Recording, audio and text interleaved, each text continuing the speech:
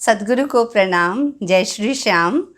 आज मैं आपको बताने जा रही हूँ कि जो उद्धव जी को भगवान श्री कृष्ण उपदेश दे रहे हैं, उसके अंदर भगवान श्री कृष्ण उद्धव जी को बताते हैं कि जो अध्यात्म है, अधिदेव है और अधिभूत है, इन तीनों की दृष्टि से ये जगत कैसा है। एक तो ये बताते हैं और साथ में वो ये बताते हैं कि हम मनुष्यों को किसी के स्वभाव पर, किसी का मूड स्वभाव है, किसका कैसा शांत स्वभाव है, तो हमको किसी के स्वभाव पर अपनी टिप्पणी क्यों नहीं करनी चाहिए। तो आज मैं आपको ये बातें बताने वाली हूँ और साथ में विष्णु कोश के अंदर मैं आपको बताऊंगी कि जो कपिल जी थे, जो कपिल देव जी जो थे, वो जो भगवान जी के अवतार माने जाते हैं, विष्णु जी के अवतार माने जाते हैं, वो कौन से वंश में हुए थे। और एक ऐसे राजा प्रथु थे, तो राजा प्रथु जो थे वो भी भगवान के अवतार माने जाते हैं, तो वो कौन सी वंश में हुए थे। तो विष्णु कोश में आज आपको मैं ये दोनों चीज़ें बताऊंगी। तो शुरू करते हैं।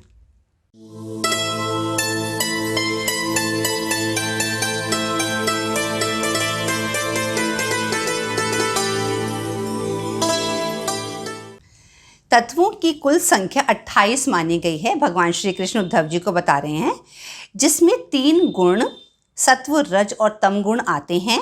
पुरुष, प्रकृति, महतत्व, अहंकार, आकाश, वायु, तेज, जल और पृथ्वी, ये 9 तत्व भी आते हैं।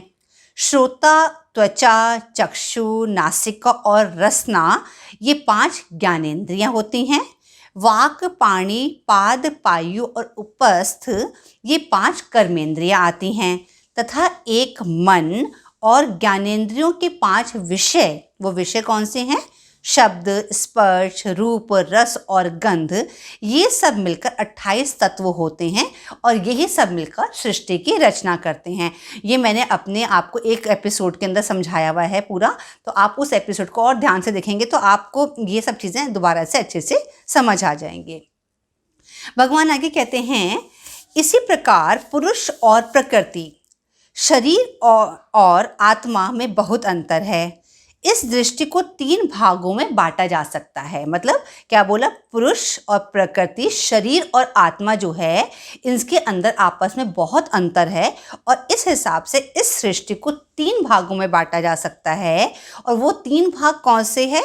अध्यात्म, अधिदेव और अधिभूत।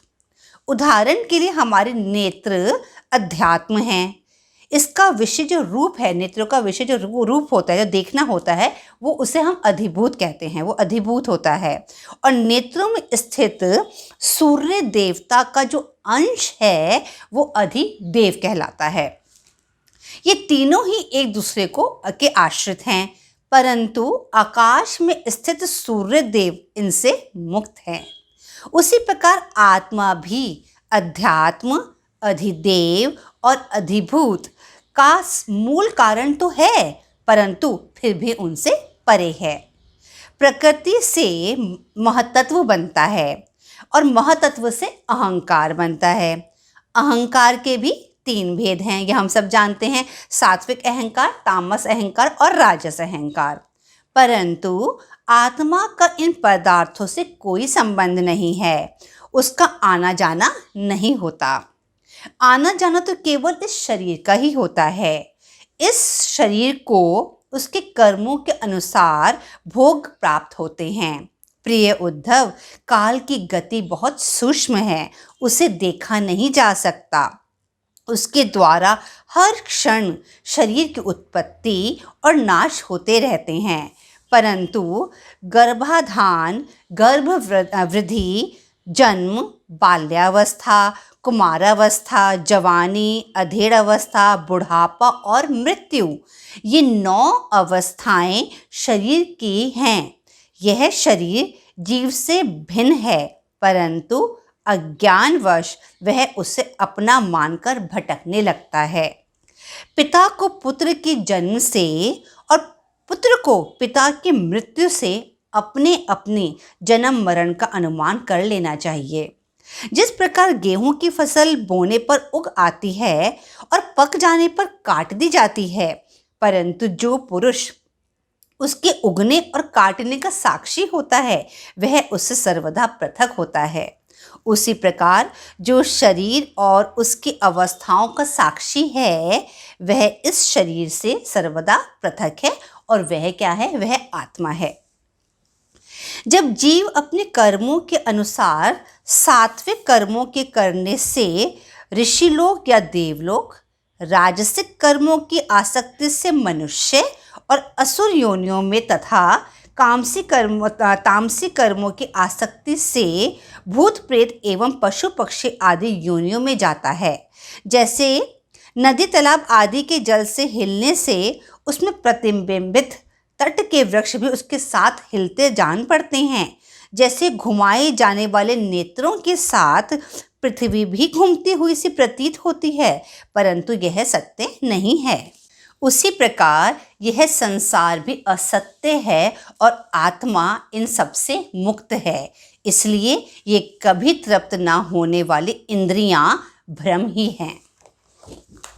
भगवान श्री कृष्ण कहते हैं, प्रिय उद्धव जी, यद्यपि व्यवहार में पुरुष और प्रकृति, दृष्टा और दृश्य अर्थात आत्मा और शरीर के भेद से दो प्रकार का जगत जान पड़ता है। मतलब भगवान बता रहे हैं कि हम जैसे जानते हैं कि एक पुरुष है और प्रकृति है, प्रकृति और पुरुष कह लीजिए, या एक काम करने वाला और एक काम करने वाला, उसको काम को देखने वाला साक्षी, मतलब दृष्टा और दृश्य कह लीजिए, या प्रकृति और पुरुष कह लीजिए, या फिर आत्मा और शरीर कह लीजिए। हमको हर चीज़, हमको लगता है कि जगत दो हिस्सों में बटा हुआ है, परंतु भगवान क्या कहते हैं, तब भी परमार्थ से देखने पर यह सब एक ही स्वरूप है। इसलिए किसी के शांत, घोर और मूढ़ स्वभाव तथा उसके अनुसार किए गए कर्मों की ना तो प्रशंसा ही करनी चाहिए और ना ही निंदा करनी चाहिए। जो व्यक्ति ऐसा करते हैं वे शीघ्र ही अपने परमार्थ से भटक जाते हैं। जब जीव अपने आत्म स्वरूप को भूलकर दूसरी वस्तुओं का चिंतन करने लगता है, तब वह स्वप्न के समान दूसरे झूठे दृश्यों में फंस जाता है और अज्ञानी हो जाता है। जब इस प्रकार की कोई वस्तु ही नहीं है, तब उसमें वह भली है और वह बुरी है, या इतनी भली है और इतनी बुरी है, यह प्रश्न ही कहाँ उठता है। विश्व की सभी वस्तुएं वाणी से कही जाती हैं और मन से सोची जाती हैं। यह देह आदि वस्तुएं हैं तो सर्वथा मिथ्या ही, परंतु जब तक ज्ञान के द्वारा इनकी असत्यता का बोध नहीं होता, तब तक ये अज्ञानियों को भयभीत करती रहती हैं। उद्धव जी, जो कुछ प्रत्यक्ष या परोक्ष वस्तु है वह आत्मा ही है। आत्मदृष्टि से उसके अतिरिक्त और कोई वस्तु ही नहीं है। जो पुरुष मेरे इन वचनों का रहस्य जान लेता है, वह ना तो किसी की प्रशंसा करता है और ना निंदा। वह जगत में सूर्य के समान समभाव से विचरता है।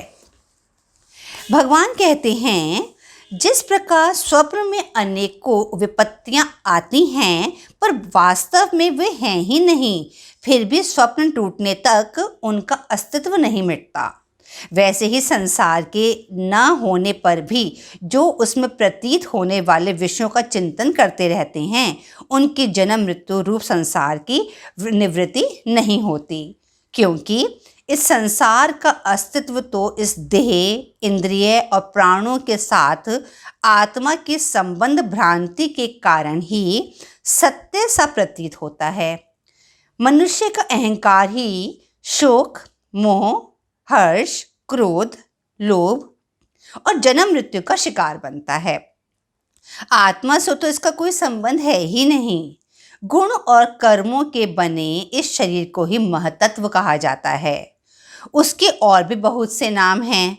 वास्तव में मन, वाणी, प्राण और शरीर अहंकार के ही कार्य हैं। देवता, मनुष्य आदि में इसी की प्रतीति होती है। इस आत्मा और अनात्मा के स्वरूप को पृथक पृथक भली भांति समझ लेना ही ज्ञान है। उद्धव जी, जिसे मेरे स्वरूप का भली भांति ज्ञान हो जाता है, तब वह हर लाभ हानि से ऊपर हो जाता है, क्योंकि अंतःकरण और बाह्यकरण का आत्मा से तो कोई संबंध नहीं है, ये सभी गुणमय हैं। भला आकाश में बादलों के छा जाने अथवा तितर बितर हो जाने से सूर्य का क्या बिगड़ता है, क्योंकि ये सब आने जाने वाले क्षणिक भाव हैं और आकाश इन सब का अधिष्ठान है। वैसे ही सत्वगुण, रजोगुण और तमोगुण की वृत्तियाँ इस अविनाशी आत्मा का स्पर्श नहीं कर पाते। इसके द्वारा तो केवल वही संसार में भटकता है जो इसमें अहंकार कर बैठता है। उद्धव जी, जीव संस्कार आदि से प्रेरित होकर जन्म से लेकर मृत्यु तक कर्म में ही लगा रहता है और उसमें इष्ट अनिष्ट बुद्धि करके हर्ष विषाद आदि विकारों को प्राप्त होता रहता है, परंतु जो अपने स्वरूप में स्थित रहता है उसकी स्थिति तो ब्रह्माकार हो जाती है और उसे तो फिर अपनी भी सुध नहीं रहती। उद्धव जी, आत्मा तो स्वयं प्रकाश है, उसमें अज्ञान आदि किसी प्रकार के विकार नहीं होते। वह जन्म रहित है, ज्ञान आदि के द्वारा उसका संस्कार भी नहीं किया जा सकता।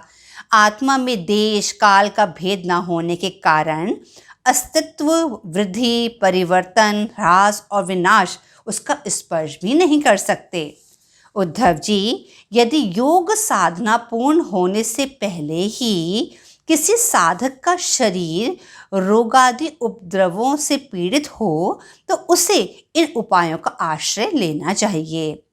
गर्मी, ठंडक आदि तो चंद्रमा, सूर्य आदि की धारणा के द्वारा, वात आदि रोगों को वायु धारणा युक्त आसनों के द्वारा और ग्रह सर्पाधिकृत विघ्नों को तपस्या, मंत्र आदि के द्वारा नष्ट कर डालना चाहिए। मतलब भगवान यहाँ बता रहे हैं कि जैसे गर्मी, ठंडक को आदि को सूर्य और चंद्रमा आदि की धारणा के द्वारा, वात आदि जो रोग होते हैं वायु धारणा युक्त आसनों के द्वारा, मतलब वात रोगों को आसनों के द्वारा हम ठीक कर सकते हैं और ग्रह सर्पादि जो विघ्न होती हैं उनको हम तपस्या और मंत्रों के द्वारा हम उनको अपने जीवन से हटा सकते हैं। काम, क्रोध आदि विघ्नों को मेरे चिंतन और नाम संकीर्तन आदि के द्वारा नष्ट किया जा सकता है। वृक्ष में लगे फल के समान इस शरीर का नाश तो अवश्यंभावी है। इसलिए जो साधक मेरे आश्रय लेकर मेरे द्वारा कही हुई योग साधना में संलग्न रहता है उसे कोई भी विघ्न बाधा डिगमगा नहीं सकती। तो इस प्रकार आज भगवान ने बहुत अच्छा बताया कि हमको हमारा जो मोह होता है, ये जो हमारे जितने भी हमारे कर्म होते हैं, हम उन्हीं कर्म बंधनों के साथ हम बंधते चले जाते हैं और उन्हीं में ही हम मोह कर बैठते हैं और हम उसी को ही अपना जीवन मान लेते हैं, जबकि आत्मा जो है इन सब कार्यों से अलग होती है, इनसे बिल्कुल पृथक होती है। तो आज के उपदेश भगवान श्री कृष्ण का हमारे जीवन में बहुत बड़ा अंतर ला सकते हैं अगर हम इस पर अमल करें तो।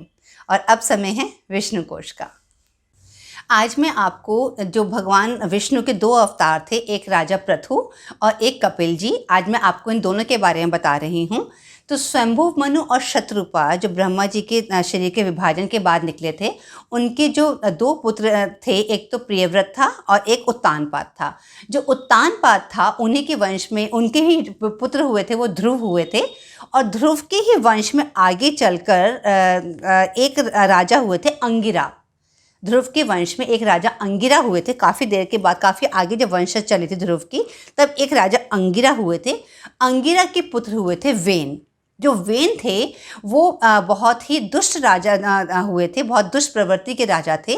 तो उस समय उनकी मृत्यु, जो ऋषि मुनि थे उन्होंने वेन की मृत्यु का आवाहन करा था और वेन की जब मृत्यु हुई थी तो उसके बाद उसके बाजू के मंथन से राजा पृथु जो थे उनका प्रादुर्भाव हुआ था और ये भगवान विष्णु के अवतार थे। साथ ही में जो कपिल जी हैं, भगवान कपिल जी हैं, उनके बारे में बताती हूँ। तो स्वयंभू मनु और शतरूपा की एक पुत्री थी देवहूति और उनका विवाह हुआ था कर्दम जी से। देवहूति और कर्दम जी जो थे उन्हीं के पुत्र हुए थे भगवान कपिल। तो आज मैंने आपको इन दोनों के बारे में बताया है। ऐसे ही मैंने अपने लास्ट एपिसोड में आपको ऋषभ देव के बारे में बताया था और आपको मैंने यज्ञ पुरुष के बारे में बताया था। तो उम्मीद करती हूँ ये चारों जो मैंने आपको बताए हैं भगवान के अवतार आपको अच्छे से याद रहेंगे। और अब नेक्स्ट एपिसोड में आपसे दोबारा मिलती हूँ, तब तक के लिए हरे कृष्णा।